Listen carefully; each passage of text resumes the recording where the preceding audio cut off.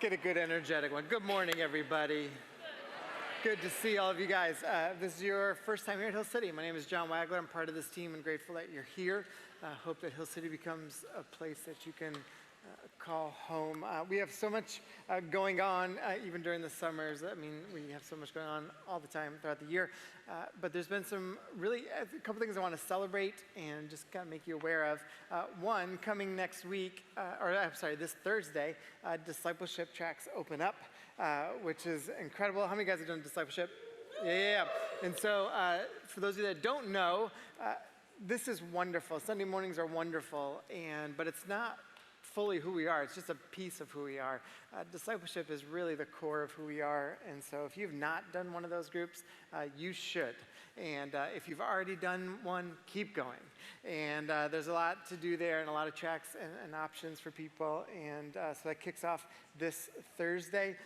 I also want to, tonight, 6:30, All-In Night. How many guys have been to one of our All-In Nights? Yeah. If you haven't, they're just so wonderful. It's a different experience here and a different feel to things, and it's going to be an incredible night. We sing a lot more than we normally do on Sundays, and it's just a wonderful time together. The last thing is this, that Lacey, my wife, and Grace, who also is on staff, had a chance to go to two separate spots. One, Lacey went to Latvia, Grace went to Liberia to experience and be around some of the partners that we have, and your generosity means a ton. It's more than just helping what goes on here on a Sunday or throughout the week, and it helps people all throughout the city and helps change lives. It helps all people internationally now, and so your generosity deeply, deeply, deeply matters and is a big deal. And they got to see firsthand with both those organizations, which are incredible organizations, Camp Hope, and then Lydia's House, and it's been incredible, the work that's happening for just people's lives, but the advancement of the gospel, and your generosity helps make that happen. So thank you. Thank you for being a part of that and being consistent with it and having the heart to do that. We've been showing these videos every week now for a better part of a year about what God's doing in our community, the transformational work that's happening. Today's video is another great one of Eric's, so let's take a look.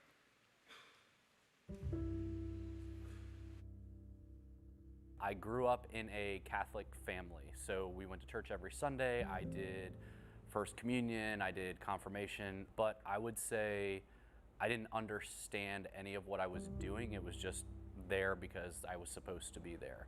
Really never thought much about God or a relationship with God. We had discussed, when we have kids, we want them to be raised in church in some way, shape, or form, but I didn't really have an opinion on that. I said, we can do that, that's great. Because I did see the value in it. The one thing that I got from growing up in church is that I never struggled with, is God real or does God exist? But I would say I didn't really have any opinions on what church we would take our kids to, how we would attend, what that would look like. And in 2019, we had some family that attended Hill City, so my wife suggested that we try it, and I said, that sounds great, let's go. And to be completely honest with you, at first it was, well, this is an hour without having to watch my child. I can just kind of sit in some peace and quiet for a little bit. The band was good. It felt good to be there, but I wasn't actively pursuing it. And then COVID happened. My wife was pregnant during COVID with our second child, so we stopped going completely, and we really didn't go back. I didn't even really think about it much, to be honest with you, until about 2023. My wife again brought up that she would like to get back into going, and I thought, okay, I feel good when I'm there, so yeah, we'll go back to it. I definitely wasn't implementing what I would hear at church and then going and living that type of life, but it felt good. I'm a good person, I'm here. This is great. Spring or summer of 2024, I vividly remember Wags ending one of his sermons by saying, a lot of you guys think that this Christianity thing, being a follower of Jesus, is really just about showing up on Sundays and being a good person. And I'm telling you, there is much more to it. And I felt as though in that moment he was talking directly to me. So I really wanted to dive in. I was like, well, what is this more that he's talking about? I don't understand it. I still haven't read the Bible at this point or really thought about God much and how I would formulate a relationship with him. And then shortly after that is when I saw things about the discipleship tracks. And so I talked to my wife about it, and it's a big commitment. We have 2 kids, and once a week for 2 semesters. I'm gone for bedtime. So it was a big commitment, but she saw that I wanted to pursue it and I needed answers to these questions to make it make sense. So we made it work. I did exploring in the fall and cultivating in the spring, and that is where everything started to really connect for me. Better understanding like God's grace and God's mercy, and that all of that was also available to me. When you really do commit yourself to God and God's love and you feel it within you, you really do want to change your life and change how you feel. So I don't have those questions anymore. It just makes sense to me. And I started trying to live my life like pursuing God for the first time ever. And I find like I'm relying on God a lot more to bring me clarity and bring me answers. And he doesn't always do it. But at the end of the day, like I'm able to let go and know that he has a bigger plan for me than I have for myself. And it's not for me to understand, it's for me to have this faith and this belief in him. And that overwhelming sense of peace and calmness is really what I was looking for and what I found. And now I think for me personally, the next step is how do I take that and then build my life through it, like everything that I do and see through the lens of God and his love.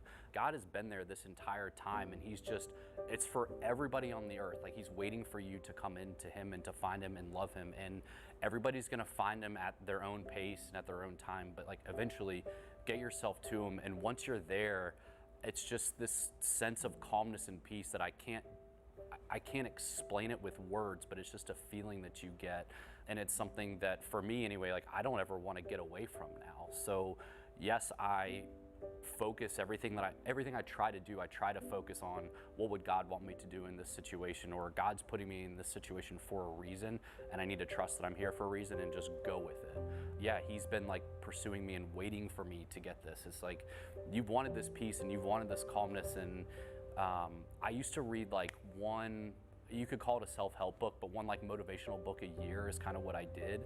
And I'd implement it for 3 months or 6 months and it would feel okay. And then I'd dip back down again, and I didn't have like a foundation to go back on. And now it feels so much more steady when things do happen. I have the foundation of God to go back on, and it's because he's been waiting for me to get to him, and I'm here.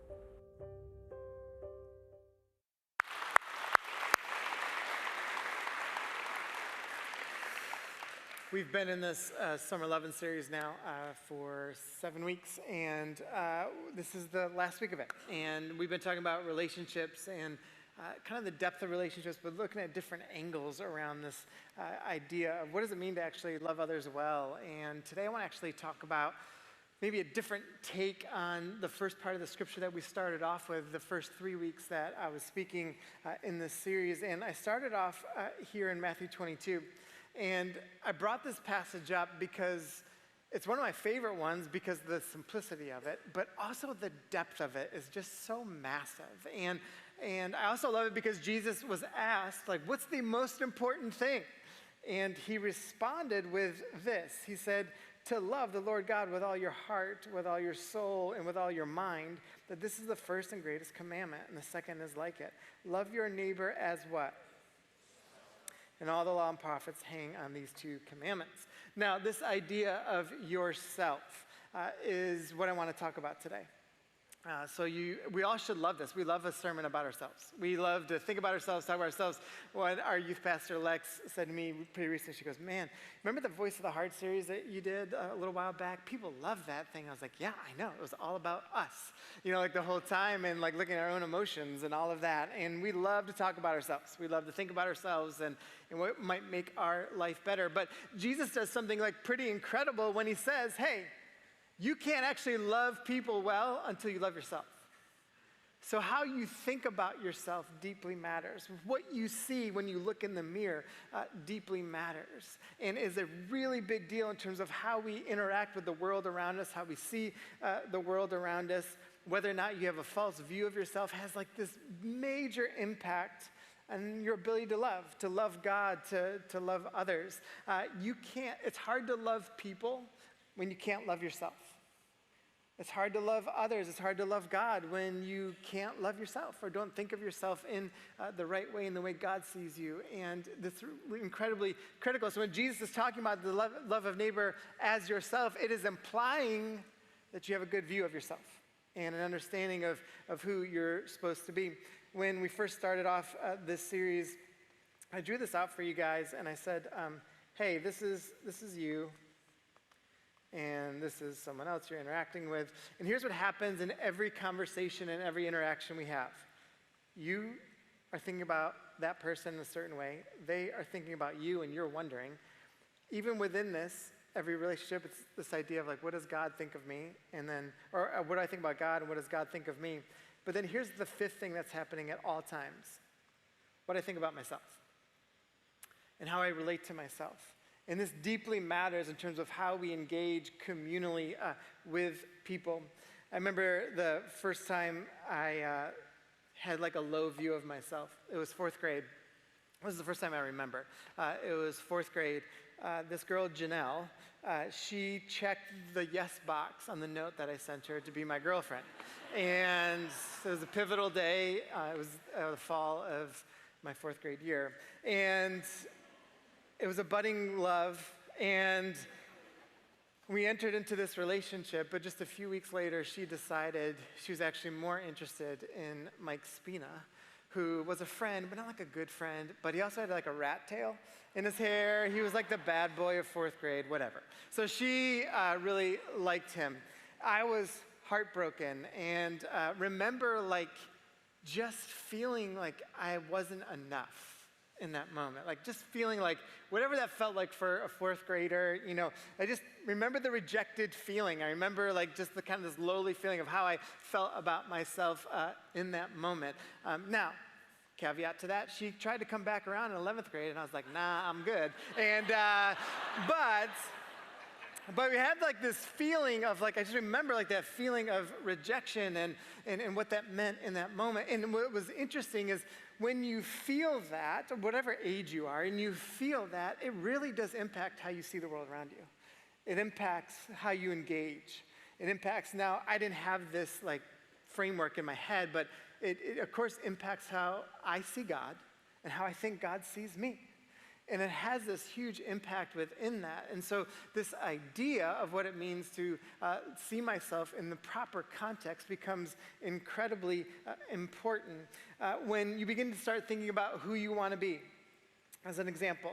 So if we think about this idea of like who I want to be up top and who I am right now, in this space right here is a gap. There's a gap. Like we all have the gap of like who I would love to be and who I am right now. And what we do in that gap deeply matters. What steps we are taking in that gap, what decisions we are taking in that gap really matters. Because here's the thing, the steps we're taking either lead us up towards who we want to be or away from who we deeply desire to be, who God desires to be. And so in that kind of framework is an understanding of like right now, every single person in this room has someone who they desire to be, who they would love to be. And then there's a space where you are right now, okay? And guess what? You have not fully achieved who you desire to be yet. So in that gap, it's like, what steps am I taking? Well, the first part that deeply matters is an understanding of like, what do you actually think about yourself? How do you view yourself? Is that view even accurate?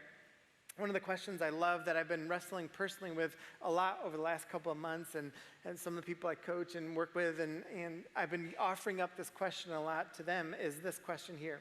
Who are you becoming when no one is watching? Who are you becoming when no one is watching? This is about your integrity. This is about, you know, those little things that you're doing. These are about the little steps that you're taking. These are about the things that maybe you're hiding from someone else. These are the things that when, I remember I had a friend who would always make terrible decisions whenever he traveled, and he would say this, it's a different zip code, it doesn't count. And the reality is some of that stuff is like playing into like, who are you becoming when no one is watching? You know it. And what's revealed in those moments is like, what do you really think about yourself? Really, what do you think about who you're supposed to be in the eyes of God?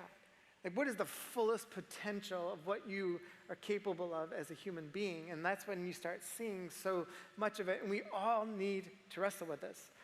One of the most famous stories in the Bible is the story of Cain and Abel. How many of you guys have heard of the story of Cain and Abel? All right, if not, no worries. I'll explain a lot of it today. But this story of Cain and Abel is actually really interesting. It has transcended even just the Bible story. You find it in Genesis chapter 4, coming on the heels of the story of the Garden of Eden. Adam and Eve have these two kids, Cain and Abel. And we know a lot of the story. And so when you think about the story of Cain and Abel, the thing that you typically think of is the first what? Murder or killing, right? Now, was it actually murder that Cain was trying to do? Was it involuntary manslaughter? That's a whole other thing. We don't know. Like, the text doesn't actually tell us. And so, and I'll talk about that in a second. But when you think about this, it's like, oh, the first murder or killing happened in Scripture is what we typically think about. I'm going to show you something that's actually really interesting in the story, that there's another first in the story that we gloss over that's actually incredibly important. But in the story of Cain and Abel is also really fascinating. Anytime you read a story in the Bible, this is just like a good discipline to have, is trying to find yourself in the story.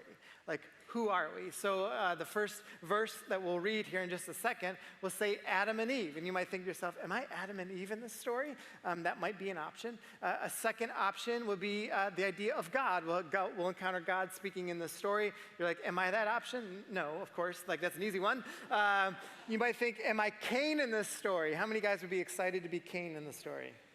All right, great. And you might be thinking, like, am I Abel in the story? Maybe, like, you might be. And so it's beginning to wrestle with all of this, like, who am I in this story?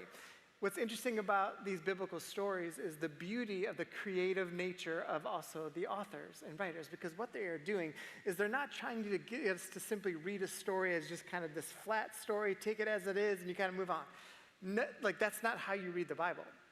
The Bible is to be read and understood that there's this depth and this creativity, and they're telling a story within a story. They're linking all these different things together, creating this beautiful picture of God's relationship to humanity. And you're trying to find it in these little links and these little breadcrumbs of information that they're always leaving around that. And so there's going to be a lot of that here this morning as we encounter this story. And hopefully you'll begin to see the story a little bit differently. So if you are able, will you please stand for today's reading?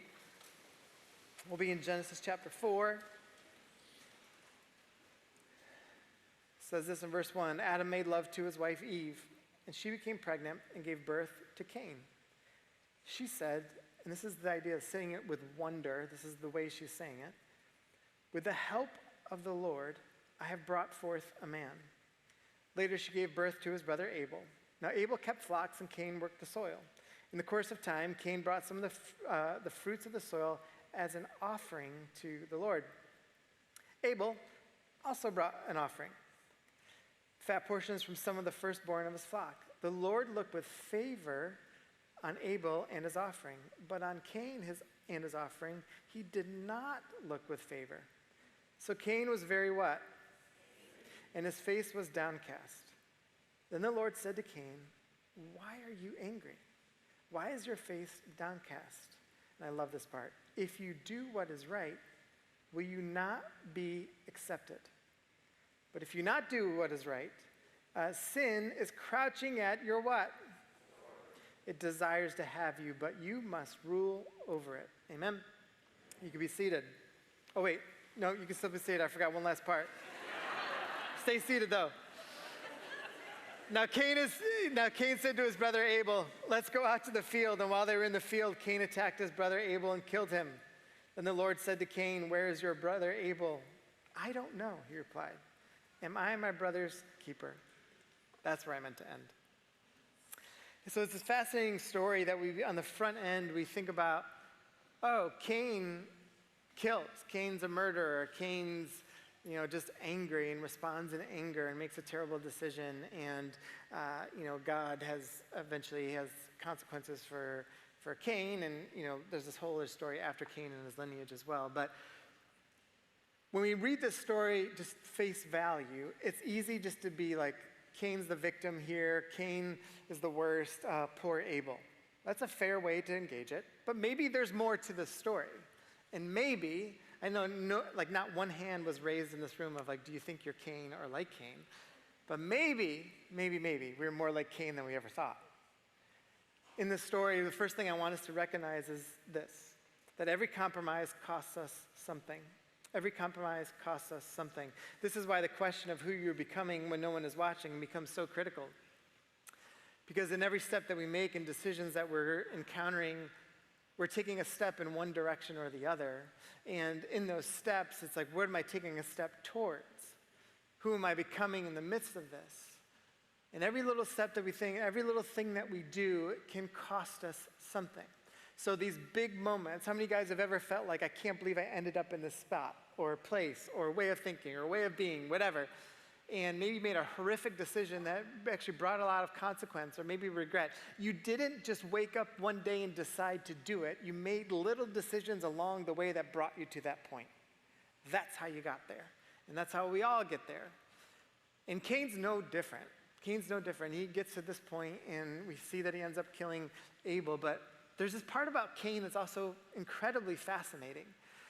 Cain, and the idea of like even when Eve is describing even what his name means, to be acquired by God, and the relationship and the identity of Cain is supposed to be one of great wonder. It's supposed to be one, it's played in the narrative that Eve is just like totally taken aback by like, I have a son brought to me by God. And so Cain's actual relationship and identity and purpose is supposed to be a deep connection to God. But he misses it. He makes a decision that takes him away from his purpose, away from his identity, away from who he was supposed to become. So Cain does something really interesting, though, in the story. What does he bring to God? An offering. So the first person to ever bring an offering to God is who? Cain.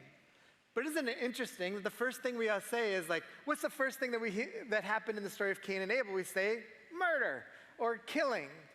But the first thing that Cain did, it was the first thing that actually anyone ever did, was bring an offering to God. There was something inside of Cain that was drawn to God and understood the reality and the truth of God and the vastness and who God was. And I'm guessing because Adam and Eve like helped cultivate that inside of him, whatever. But he got it to some point because there was something inside of him that's like, I need to bring something to honor God and who God is. So Cain actually steps forward and does this. Now, why does he do it and what's the heart behind it is a whole different thing that only God can know.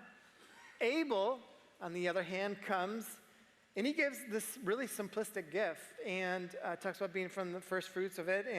And he does it, it wasn't his idea though. Abel was just copying. He's simplistically giving it to God, but he's copying his older brother. He's just imitating what his older brother did, this like kind of beautiful act to give an offering. Now here's what's interesting, even about Abel's name, and Abel's name is connected to, in the book of Ecclesiastes, it says this word that everything is meaningless. Abel's name is connected to this idea of meaningless, that there's nothing to it. And so it doesn't mean that he is meaningless as a human, it's just there's a story within the story that the authors are trying to create to get us to clue into something that's actually a little bit bigger. And so even in this idea, it's like, oh, two people bring gifts to God. It doesn't mean that Abel's gift was so much more significant because he was a person of charisma and power and good looks and super successful. And Cain just wasn't as successful, so God accepted his gift. It wasn't that. It was that these two offerings were brought. And God just chose to favor one over the other. Now, there's a lot of other things that go into that, and that later on, some people kind of talk about from the first fruits of it, and maybe the heart of Cain within it, and I get all that. But at face value, when we're reading this story and what we're seeing, it's like two people brought a gift, two people brought an offering. God just chose to favor one over the other. How many of you guys have ever gotten mad when you've done the work in the same work as someone else, or maybe more work than someone else, and they got favor over you? How many of you gotten mad over that? Maybe we're more like Cain than we think. And so God says, I accept Abel's.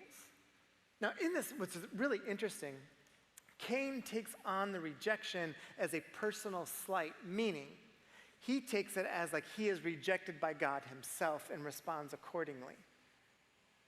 But did God reject Cain? No, he just said, I accept Abel's offering. And at this point, he's just like, but I don't reject you. He even comes to him and is like, listen, don't do the wrong thing. Don't respond the wrong way. If you do, it's going to send you in the wrong direction.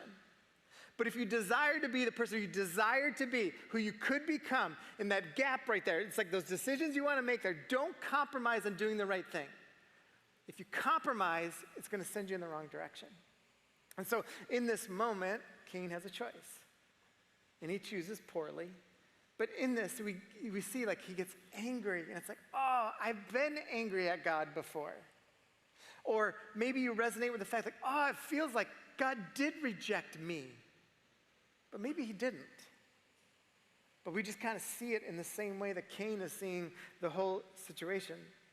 When we get to the spot where Cain gets mad and he responds and he kills Abel. And you might be thinking to yourself, like, I would never do that. I would never get so mad that I would desire to kill someone. How many of you wish poorly on someone, though? Be honest. Yeah? How many of you have dehumanized someone else in some kind of way? Everyone in this room? Maybe we're a little more like Cain than we thought.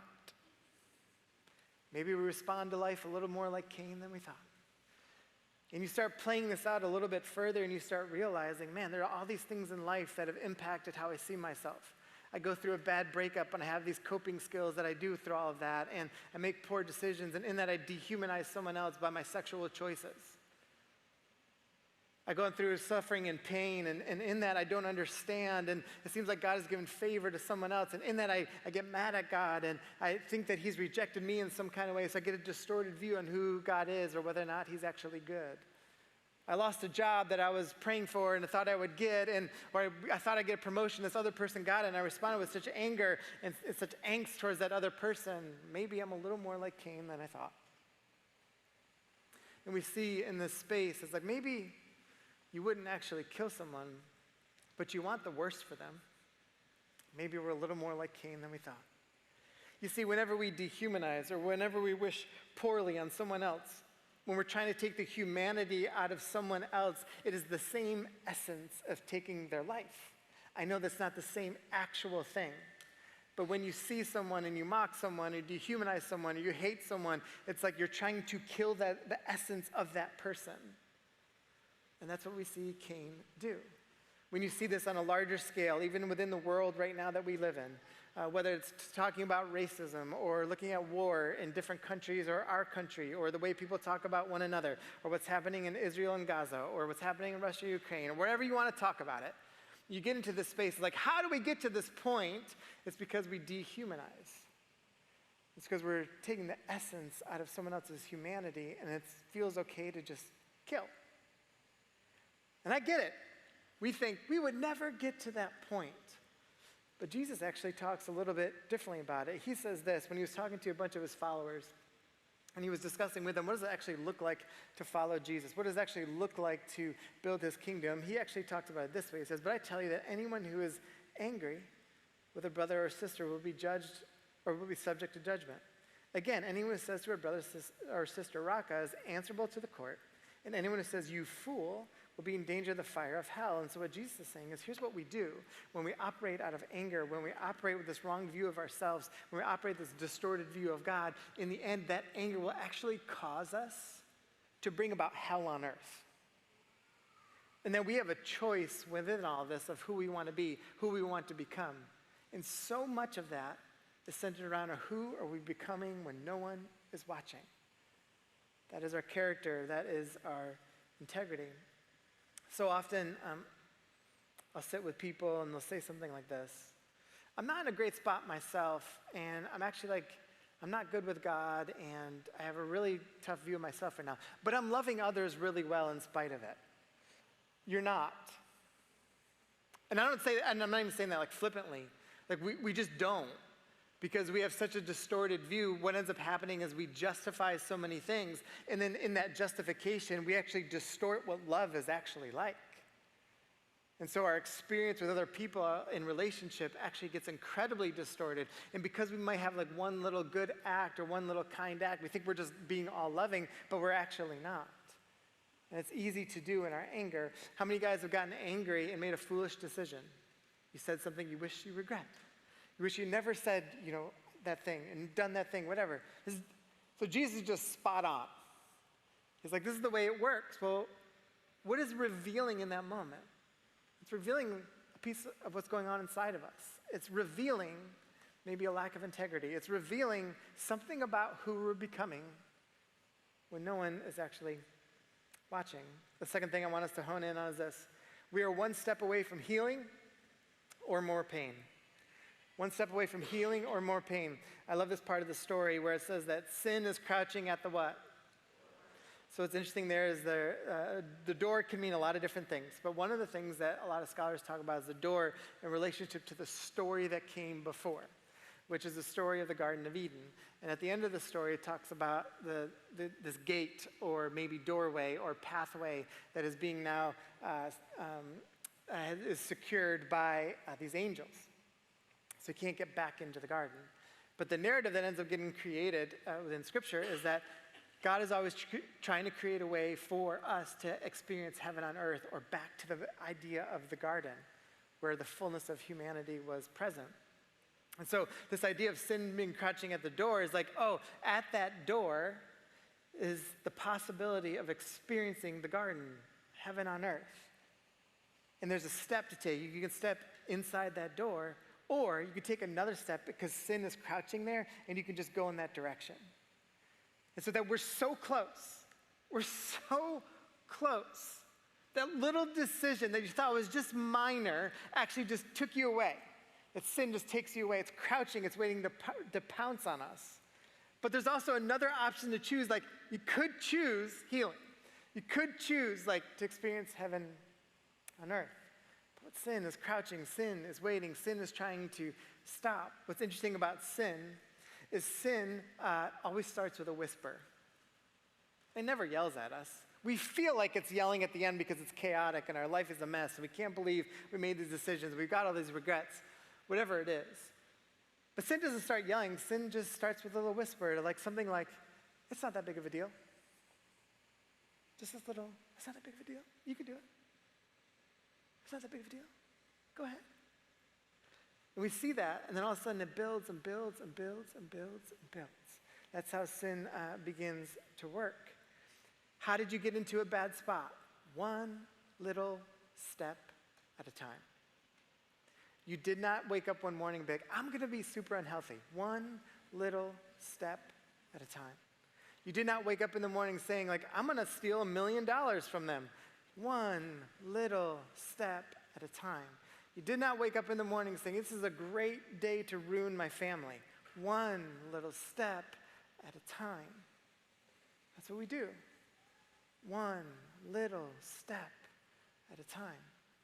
And each step either brings me closer to healing or into more pain. And so we pay attention to our steps. We pay attention to what's happening. And what's interesting, even in this story, God comes back to Cain, and it's a lot of similar language as you would see in Genesis 1, 2, and 3, where it talks about, Cain hiding just like Adam and Eve did, how God's responding to that. So the storylines are like really linked in. And God comes up to Cain, and he's like, you've got a choice in this. Just do the right thing. If you do the right thing, like, things can get back to where it should be. And you can start to become the person who I've always desired you to be. If you do the right thing. But you have a choice, Cain. You can do it. And it's the same way in the garden, right? You can choose the tree of life, or you can choose the tree of knowledge of good and evil. It's the same concept. And the writers are saying, like, this is no different for Cain. It's like, you've got a choice in this. What step do you want to take? And what's interesting, God says, so Cain decides to kill. And again, we don't know, did he decide he wanted to murder Abel? Or did he like take a rock and hit Abel, and all of a sudden Abel dies, and he was like, dang, I did not expect that to happen. Maybe that's what happened. We don't actually know. But in the same way, how many of you guys, because I know I can put myself in this boat, I did something and at the end result was like, I did not expect that to happen. So maybe we're a little more like Cain than we thought. And in this space, God comes to Cain and he's like, where's your brother? What does Cain try to do? Hide. And God's like, where's your brother? Cain responds with what? Am I my brother's what? Keeper. What's the answer to that? yes. But it will be a no if we don't see ourselves properly. It'll be a no when things are fractured with God. It'll be a no when things are so distorted and we're operating out of anger and we're operating out of doubt, we're operating out of shame, and we're operating in the spaces that actually take us away from healing, actually take us away from life. We'll be so easy to be like, am I a brother's keeper? No, I can't stand that person. And it shifts everything. And we've made all these compromises along the way. You see, Cain begins to interact with God in a fascinating way. Cain wants generosity from God, even though he doesn't deserve it, but he expects it from God. But then God gives generosity to Abel, who Cain thinks Abel doesn't deserve it, so he gets mad at God. God then responds with generosity back to Cain and says this, I'm going to put a mark on you so you don't get killed. Then Cain gets mad at that. And so it's like, man, how often in our lives have we been in that same spot as Cain, where we've expected that God owes us something, and we don't get it, and so we get mad, and then someone else gets it, then we get even more mad, but then God is like gracious and generous back to us, but then we have the audacity to abuse the generosity and grace from God. My gut would tell me that if we could get a video of everyone's lives, we'd all have done that at some point in time. So maybe we're a little more like Cain than we thought. So who do you want to be? Who do you want to become? Laura, you can come back up. What's interesting is I don't know. Sometimes people will sit with me and we'll be in conversation and they'll say like, Wags, I've been doing all the right things. I've been praying. I've been feeling like I'm good with God, and I've been trying all the right things. And like, he won't answer this prayer. Like, I'm praying for healing, it hasn't happened. I'm praying for a spouse, it hasn't happened. I'm praying for a kid, it hasn't happened. I'm praying for a job, it hasn't happened. I'm praying for this, I'm praying for that, and it hasn't happened. And sometimes I'm like, I don't know. I don't know why some things happen and some things don't. I don't know. I don't know in my own life. I don't know in your life. I don't know. But I just keep going back to, who do I want to be when life hits? What story do I want to tell? Who can I become in the midst of maybe an unanswered prayer, an unanswered desire, something that really feels like a deep loss? Like, who am I in that? Am I like Cain? I don't want to be. Who does God desire me to be? That's what we need to wrestle with. And it starts with, who am I becoming when no one's watching? It's a window into our souls. It's a window into our hearts. It's a window into the reality and the truth of just where we're at. And then we respond with like, who do I want to become in all of this? And what do I do in the gap? So I want you guys to just close your eyes for a second.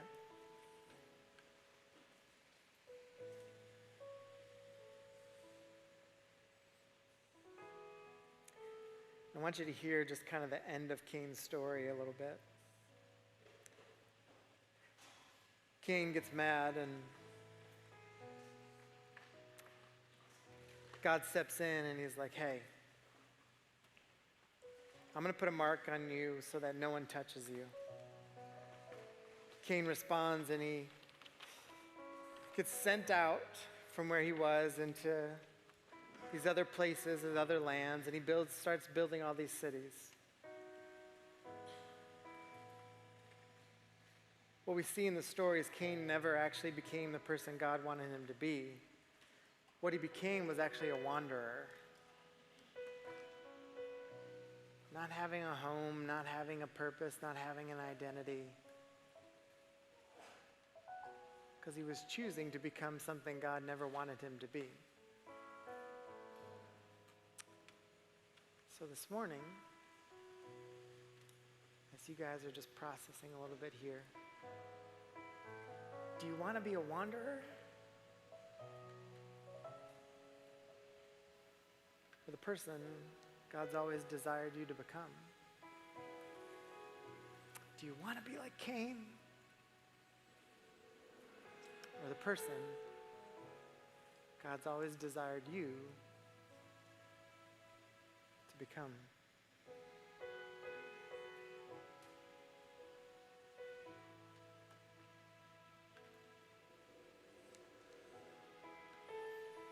You guys can stand. We're going to sing this new song together. I love this song so much. I love the simplicity of it. I love the lyrics of it. It's easy to catch on to. But the lyrics will say, you'll sing, oh, I want Jesus, oh, I want him. Only Jesus, take this world and give me him. And when Lamont and I were talking about music this week, we were just talking about the beauty of the lyrics to respond in this way, because there's where you are right now and where I am right now. But when these words become true, it is taking me to the person God has destined me to become. So will you sing this with us?